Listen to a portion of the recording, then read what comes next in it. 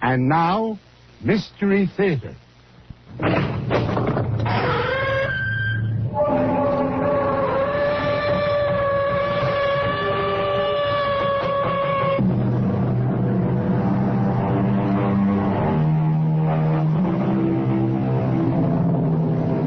Come in.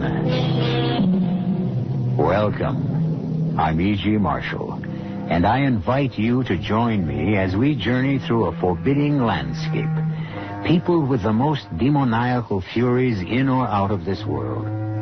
There is that moment, that imperceptible, unmarked, uncertain moment, when we pass from day to night, and from life to death. And try as we may, we can never isolate that moment. We can never grasp it, hold it, keep it. And somewhere during that moment, only the length of the shortest fraction of a second, the living are separated from the dead. And yet, it might just as well be as long as all eternity. Who are you? You know who I am. I'm Bert. You can't be. Don't fight it. But Bert is dead. That's right. I'm dead. Then how can you be standing here talking to me? I don't know. I'm here, that's all.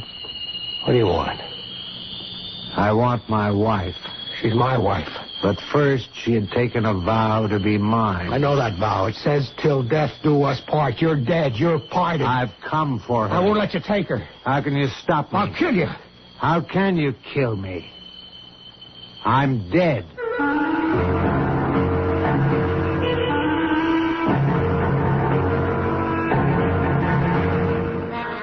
Our mystery drama, Love Me and Die, was written especially for the Mystery Theater by Sam Dan and stars Ann Shepard and Mason Adams.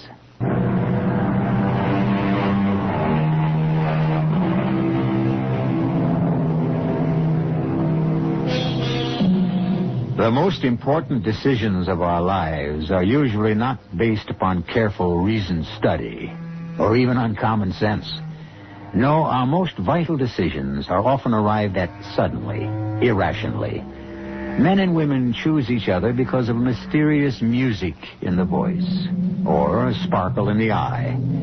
You remember the saying, had the nose of the beautiful Helen of Troy sloped outward instead of inward, there never would have been a Trojan War.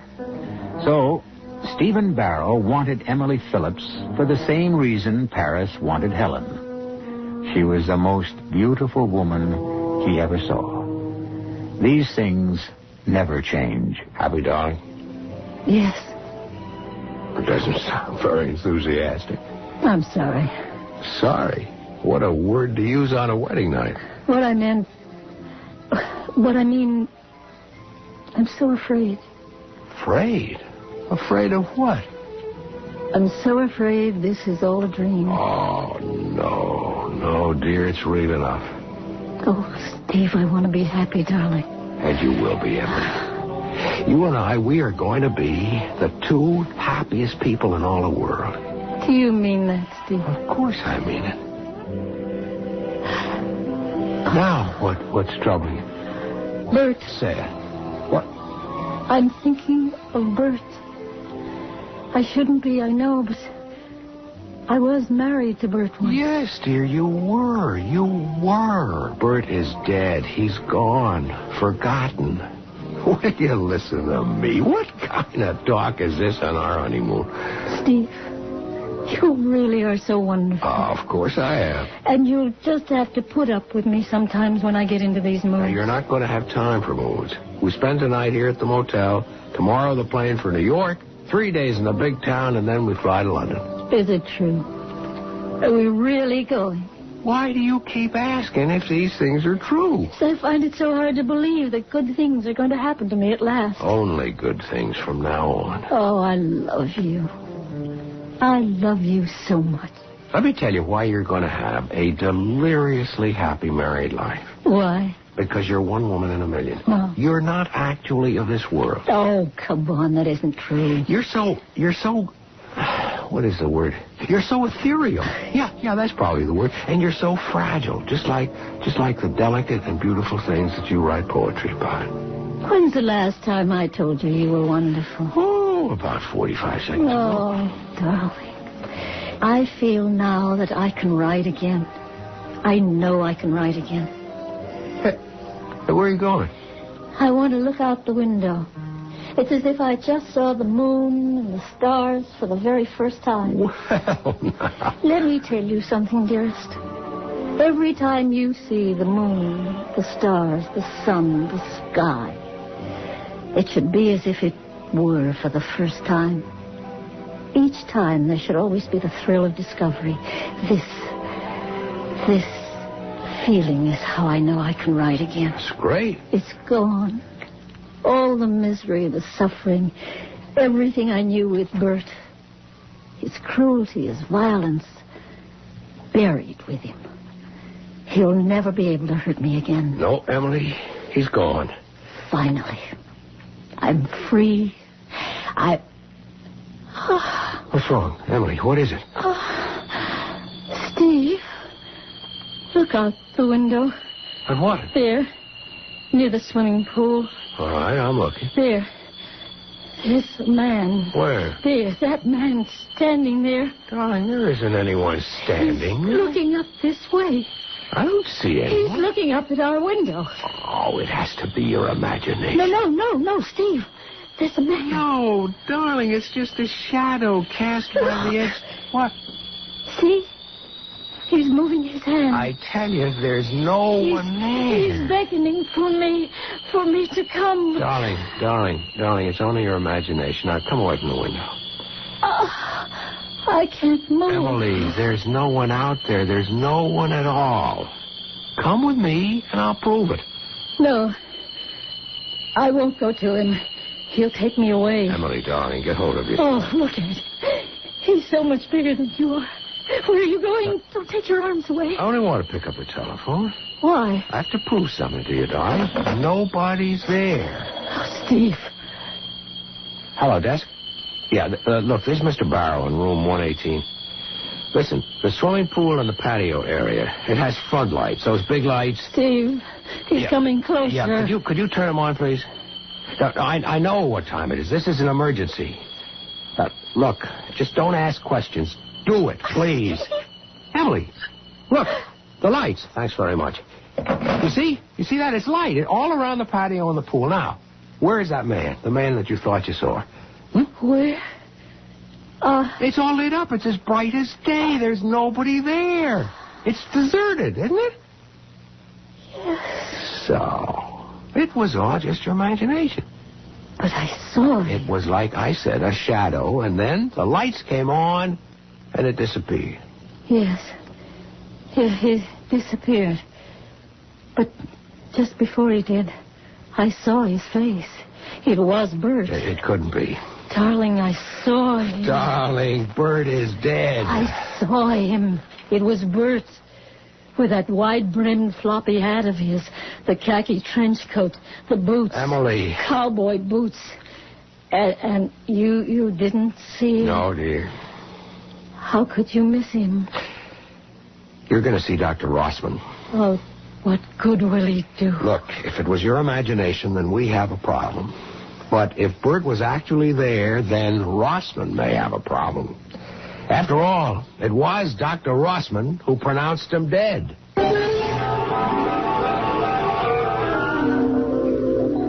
You sure you saw Bert? How could I not see him, a man of his size? Yet Steve saw no one. No one. And then, when the pool and patio were flooded with light, suddenly he disappeared? But in that instant you saw his face? And it was Bert. No, it wasn't. Because Bert is in his grave. But I tell you, I saw him. Emily, you have a guilty conscience about Bert. Guilty?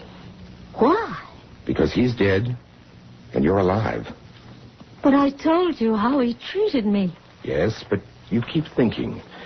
Perhaps it was your fault. Perhaps if you'd been more patient, more understanding. Yes, perhaps. And now, once again, you are married. And on your wedding night, you fear that Bert still feels that he's the bridegroom.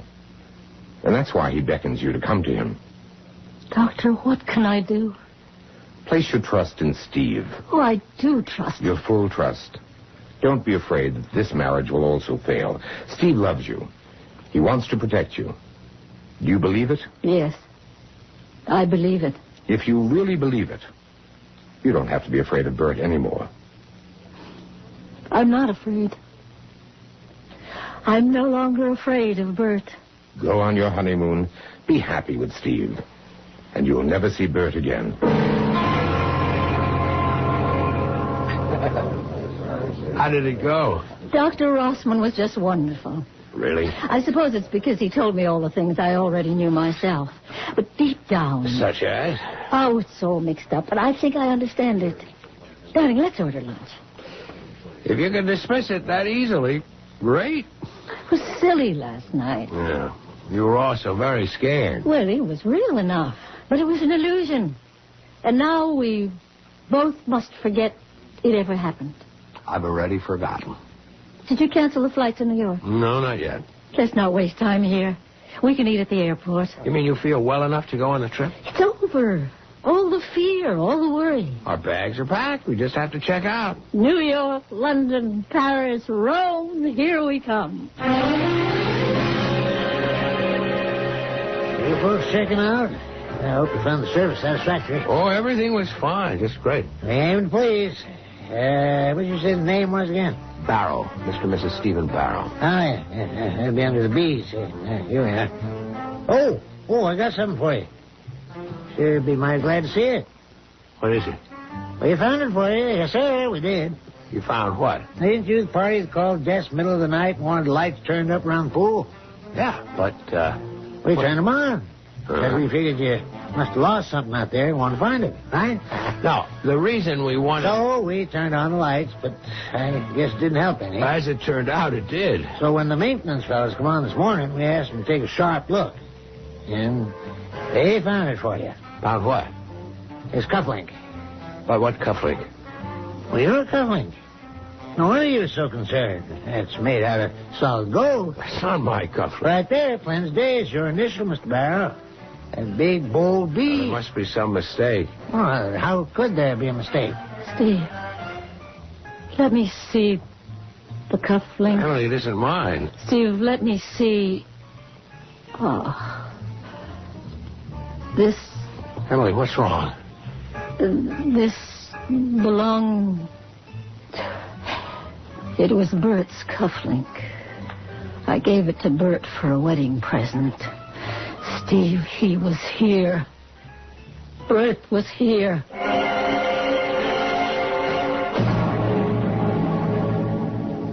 It's all very well for the doctor to say it's Emily's imagination which is being fired by things like guilt and remorse and fear. Sure, we can all say that. But how about that gold cufflink with Bert's initial on it? I'll be back shortly with Act 2.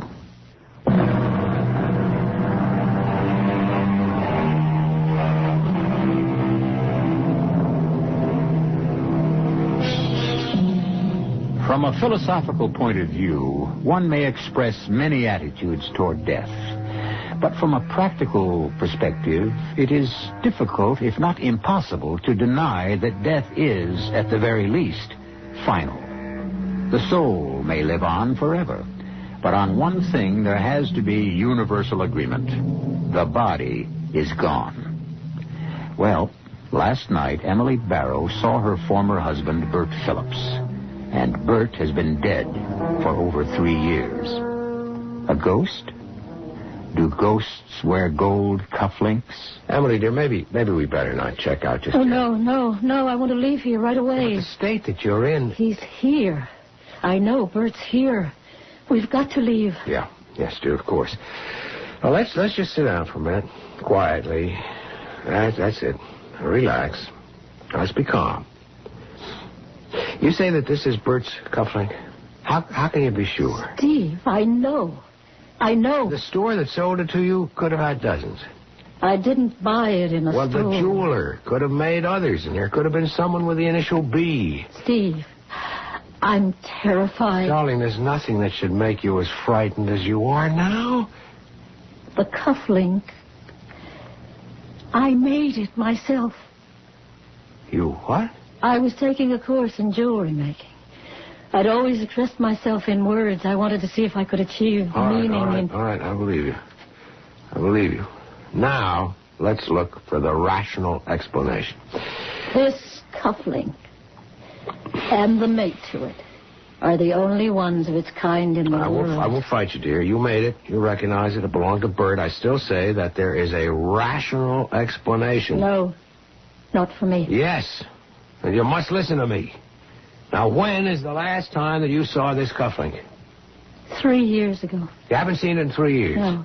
So, what we must assume is that there was a burglary. The links were stolen. No. The thief may have sold them, and by a coincidence, the new owner had stopped at this very hotel. No, Steve. I remember you told me that your apartment had been broken into a few years ago. Now, why wouldn't the thief have taken the cufflinks? Because they weren't in the apartment. Where were they?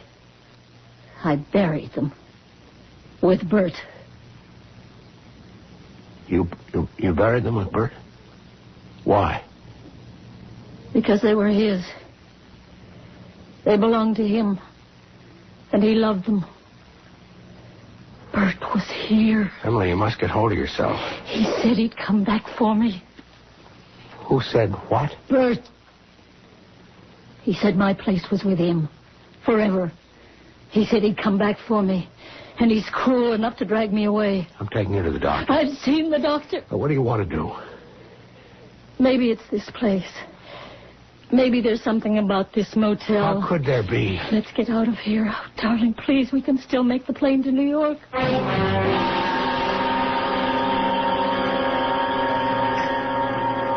How much time do we have? Plenty of time to finish your coffee. Feeling better? Much. It must have been the motel. I remember now, I once spent a night there with Bert. The place has been remodeled, has a new name. Place can be haunted. Sometimes by a memory. I think this whole town is haunted for me. It's where Bert and I spent most of our marriage. You look so much better now. I feel so much better. I must have worried you horribly last night. Yes? Well, it should teach you a lesson. Don't ever fall in love with a girl at first sight and marry her 2 weeks later without knowing anything about her. I know everything I need to know. How do you predict these things anyhow? I had a friend who married the girl next door. They knew everything about each other. The marriage lasted 6 months. Transnational Airlines, flight number 1 for New York. That's us. Flight number 1 to New York. Let's go. Yeah. At gate 16. Your attention, please. Will Mrs. Bert Phillips please report to the airline service desk in the main lobby? What? Mrs. Bert Phillips. Mrs. Bert Phillips. That's me. No, you are not Mrs. Bert Phillips. You are Mrs. Steve Barrow. That's how he would page me. He's here. Oh, darling. You said you'd believe me. And I do, but there can be another Mrs. Bert Phillips. He's paging me. Darling, look, if you claim to see him, that's one thing, and I'll cross that bridge with you when we get there. But you simply can't jump at every sound. Now, wait here a minute. But nothing. Here, at this phone booth. Why? Why are we... Now, I want to help you. Emily, pick up that directory. Come on. All right. Open it. All right, find the name Phillips. Phillips. All right, now, under B. Look, he wasn't the only Bert Phillips. There are 3 Bert Phillipses, 2 Bertrams, and 6 B Phillips. Some of them could be Berts also. You see what I mean? I think so. Now, come on, we'll miss that plane. Okay. Mrs. Bert Phillips, please report to the service desk. Steve. That is not you. 2 hours from now, we'll be in New York. Things will be different. All right, here we are.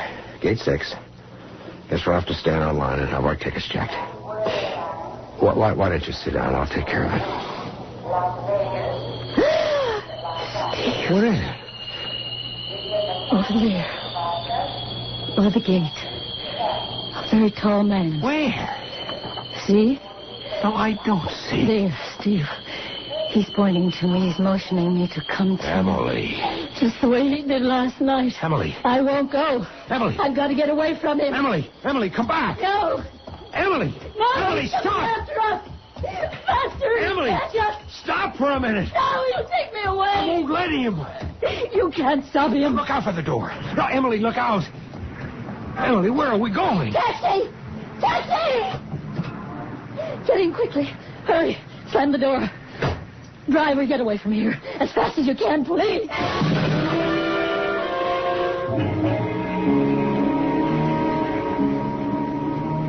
Maybe she'll sleep now.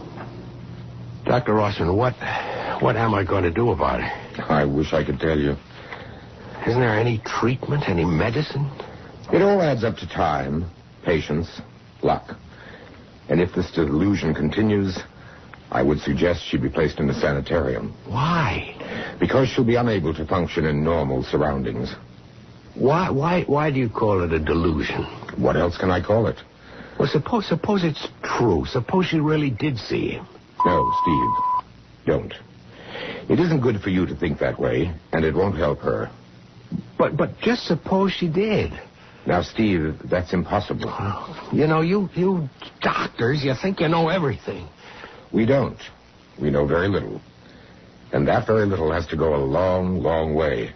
But what we know, we know. I'm sorry. It's all right. Listen, this Bert, you knew him. What kind of a guy was he? She never told me very much about him, except that he treated her terribly. I never met him. You never? I thought that you had known him all. Emily came to see me about a year or so ago, quite distressed. She said she was having trouble with him. She said he would even beat her. What she needed was to build up enough nerve to leave him. Emily happened to mention that you were the doctor who pronounced him dead. Isn't that unusual for a psychiatrist? Yes, but I was the doctor at the scene. What was the scene? Haven't you ever asked Emily? Yes, but she can't talk about it. They owned a cabin on Indian Mountain. Bert was a writer on hunting, fishing, you know. That's wild country. The back of their property led to a cliff, a drop of a couple of 100 feet. She was out there one morning, doing some watercolors. He was drunk. They got into an argument. He started towards her, and somehow he lost his footing and fell. Well, now, why would you be called? She went to pieces. All she could think of was to telephone me. I came, and I did what I could. He was killed, wasn't he? Instantly. It's a sheer drop right onto the rocks. Well, call me in the morning. Yeah. And remember, if this persists, you'll have to think about a definite course of action. Good night. Night, Doctor. And thank you. Steve, Darling, you should be trying to get some sleep. where are we? We're at a hotel. What happened? We were at the airport, I remember. and you thought that you saw Bert. I did see Bert. And you became panicky, and you ran away, and I took you to this hotel and called Dr. Rossman. Oh, And he gave you a shot. he doesn't believe I saw Bert. That's right, Neither do you. darling. Last night you said you could understand me. I need that understanding right now. Emily, you must be calm. I don't need someone to tell me to be calm, to relax. I need someone who believes in me. I believe in You'll you. believe what I tell you. I saw Bert, even though you won't find a shred of evidence. A single cold, hard fact to support me. You must believe me only because you love me.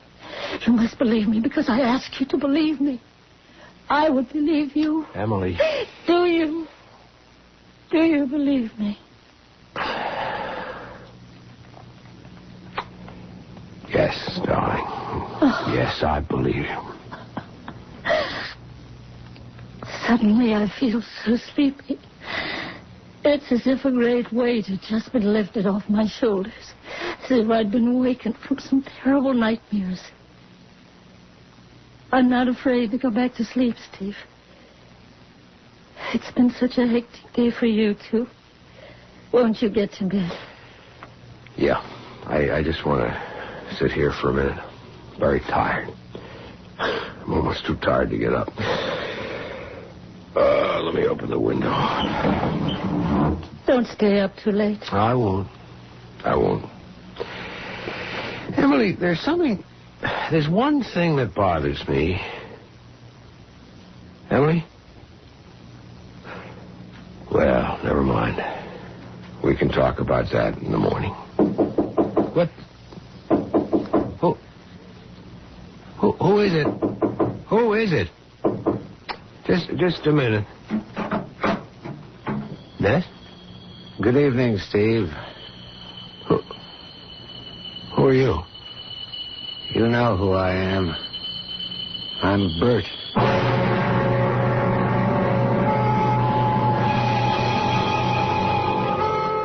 It was Dr. Rossman who officially pronounced Bert dead. So, what's this?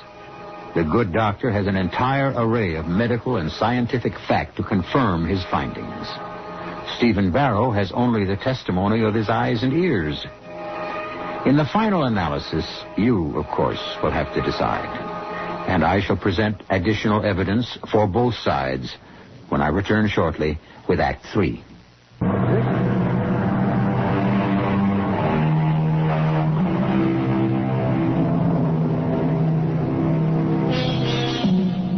There are those who say that death is the end, and those who say that death is the beginning. Now, however, it seems that we are being faced with death as a continuation. Bert Phillips was killed in an accident, a fall from a cliff. He was properly and officially buried. But here he seems to be standing at the door of the hotel room where his former wife is spending the night with her new husband. Up to now, it was only Emily, frightened and troubled Emily, who had been able to see Bert. But now, is it Steve's turn? Steve sees Bert, sees him plainly, as he stands in the doorway. Who are you? I told you. Bert. You can't be. You're dead. I'm dead. Well, how can you be standing here talking to me? I don't know. It's enough for me that I'm here. What do you want? I want to talk to you. May I come in? It's a dream. That's what it is. It's a dream. It may not be.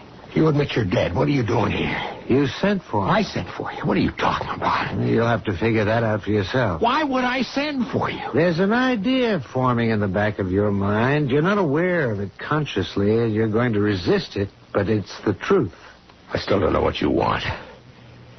I want my wife. She's my wife. She had taken a vow to be mine. That vow says till death do us part. You're dead. You're parted. That's just a technicality. But if you're dead, why do you want Emily? She belongs with me. If you're dead and she's alive, how can you be together? She won't be alive when I take her. What do you mean? I'll have to kill her. Kill her? Why not? She killed me. Yeah, but you died in an accident. That's her story. What actually happened was that I was standing at the edge of the cliff taking photographs for an article I was writing, and she just pushed me over. I don't believe it. You'd better believe it.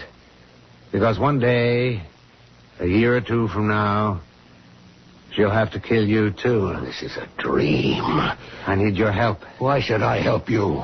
In the long run, I'll be saving your life. You have to convince her to come to the cabin. It's the only place from where I can take her. That's where she killed me. You can't be serious. Think about what I told you. Keep asking yourself, why do you see me? You might get the answer if you first ask yourself, why did she see me?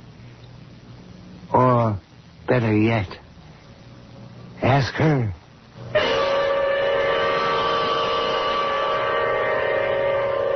Steve? What? Oh, you poor darling. Did you fall asleep in that chair? I guess I did. I feel so guilty. I had such a wonderful, refreshing sleep.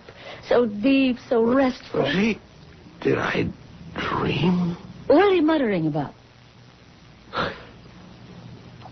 You said that Bert always wore a big floppy hat and a trench coat and cowboy boots. Oh, darling, the absolutely last person in this whole world I want to talk about is Bert. Yeah. Listen. Bert Phillips, as far as I'm concerned, has never existed. Emily, tell me something.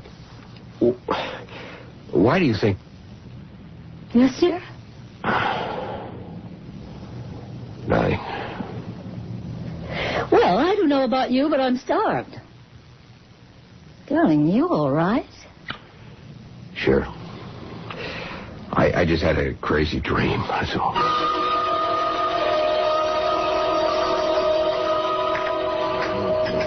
Steve, you sure you're all right? Yeah, I'm okay. Why?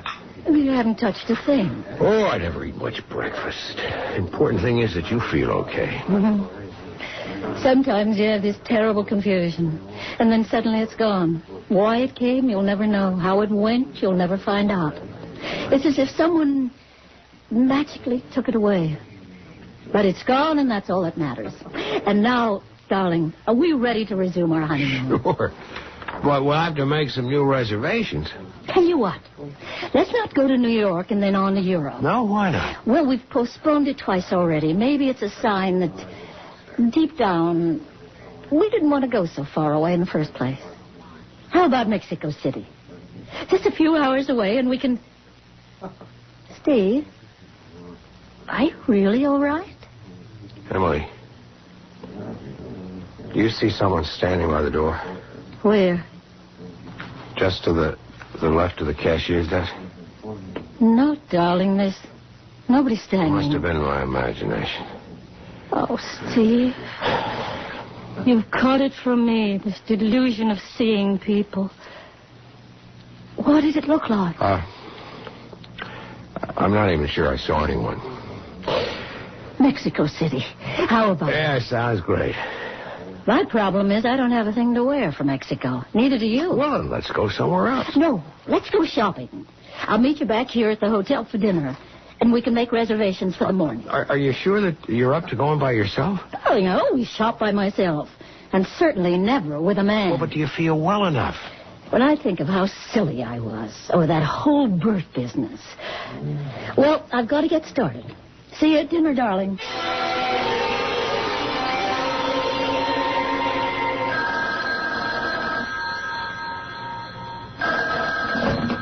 Hello? Darling, I hope you did some shopping, too. Yeah, I picked up a few things. I'm spending a lot of money. Well, that's all right. What are you doing? I thought I'd take a nap. That's good, darling. You do that. I'll see you in a little while. Bye. Why didn't I ask her? Why? You left your door open. Bad. You should keep the door locked these days. What do you want? You didn't ask her. Ask her what? You know what. Were you at the cashier's desk in the coffee shop at breakfast time? You know I was. This is a dream. Dream or reality, what does it matter? You're stuck with me because you believe her.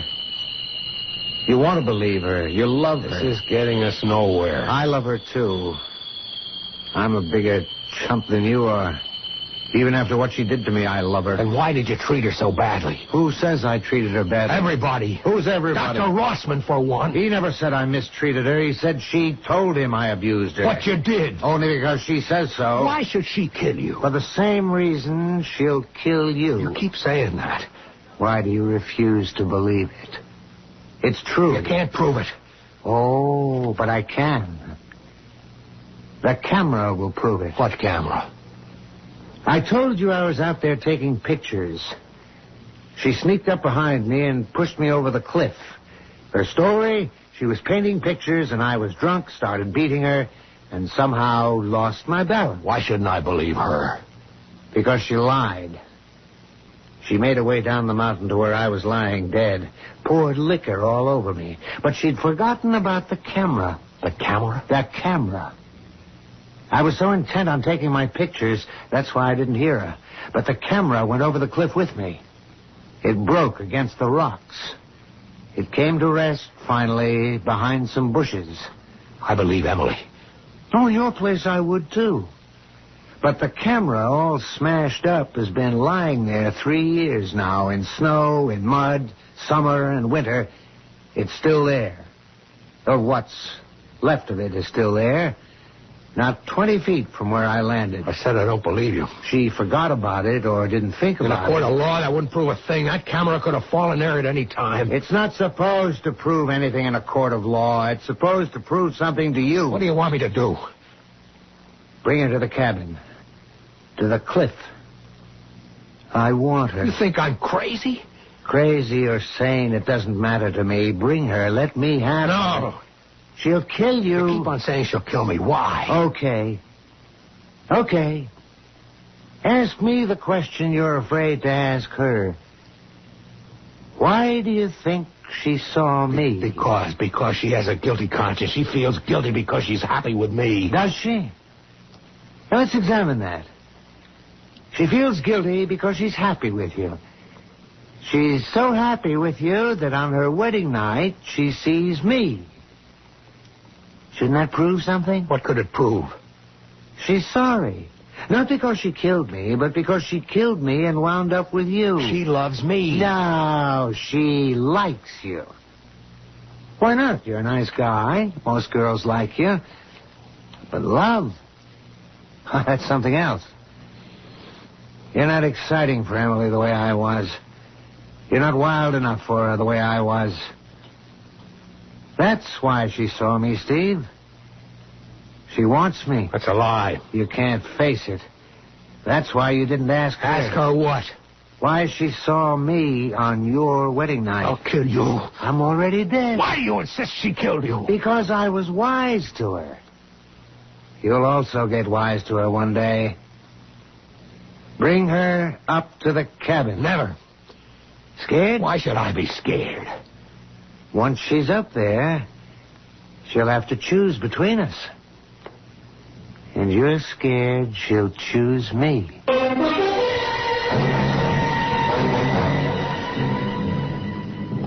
Why do you want to go to the cabin? I have to do something. I don't understand. What is there you'd have to do at the cabin? It concerns Bert. Bert, Suppose you see him again. I don't want to go to the cabin. You've got to. We have to get rid of Bert. But I am rid of him. He may be gone, he may not. But if you can face that cabin and that cliff, then you will destroy him for good.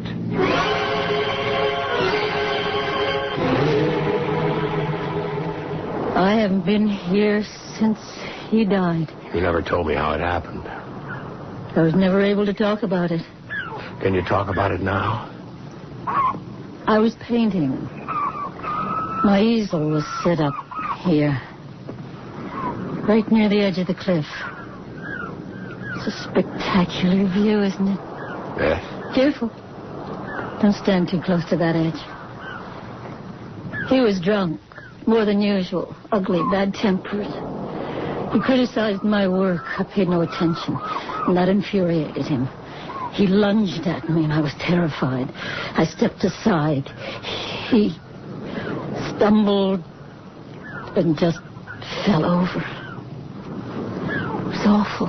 Did you love him? Oh, no. How could I love him? He was a beast. Well, then why did you see him on our honeymoon?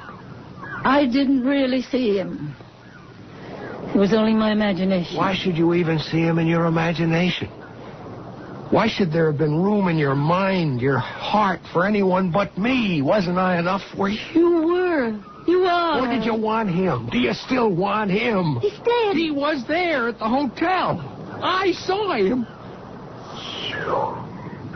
Saw him? You wanted me to see him. You made it a test of my love. And so because I love you, I saw him.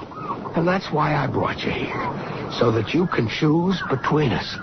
Between who? Between Bert and me. How can I? Bert's dead. Is that the only reason? Let go of me. Is it? Steve. Did you kill Bert? No. Tell the truth. No. Did you kill him? Yes. I killed him. Why? Because he laughed at me. at my work, at my poetry, at my painting. He said they're a joke. Oh, they're not. They're exquisite. He was right. I'm a phony. Oh, no, you're wonderful. No, I'm not. I'm a phony. I'm not wonderful. Nothing about me is wonderful. Bert was right. He said, you're a phony. A poet who never writes poetry. A painter who never paints a picture. Even the cufflinks. Bert made those cufflinks. He knew what I was. He loved me for what I was, and I loved him. But sometimes I got mad enough to kill him. And one day I did. Oh, Emily, listen. Emily, whatever you've done, I love you. I don't want you. I want Bert. I need a man like Bert. Emily, you can't mean any of this. Don't Emily. come near me. Emily. Don't come near me. You know where Bert is now. He's just on the other side of the ledge. Bert. It's only a dream. Bert. Emily. I'm coming. Look out, Emily. You'll fall over that ledge. He's calling me. There's no one there. Let go of me. You're crazy. You'll go over the edge. You'll get killed. Let go. Emily. Bert. Emily. Help I me. can't let you kill yourself. Bert. No, Emily. Make him let go of me. Emily, get away from the ledge. Bert. I'm coming to you.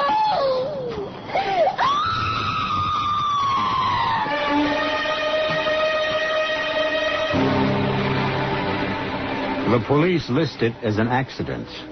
The second tragic accident to occur at that beautiful but seemingly fatal spot.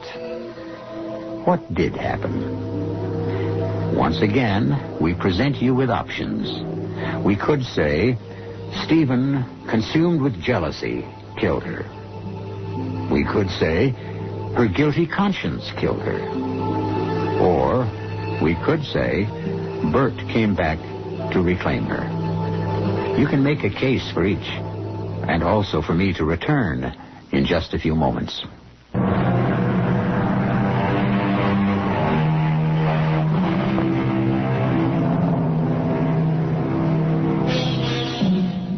She loves him.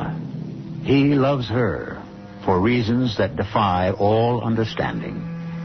And once they fall in love, the passion can flame for a moment or for all eternity. We dwell on love here because all the other mysteries are slowly yielding to science, to technology. Soon love will be the only mystery left us, besides those you will find here 7 chilling times a week. Our cast included Ann Shepard, Mason Adams, Robert Dryden, and Robert L. Green. The entire production was under the direction of Hyman Brown. This is E.G. Marshall inviting you to return to our Mystery Theater for another adventure in the macabre. Until next time, pleasant dreams.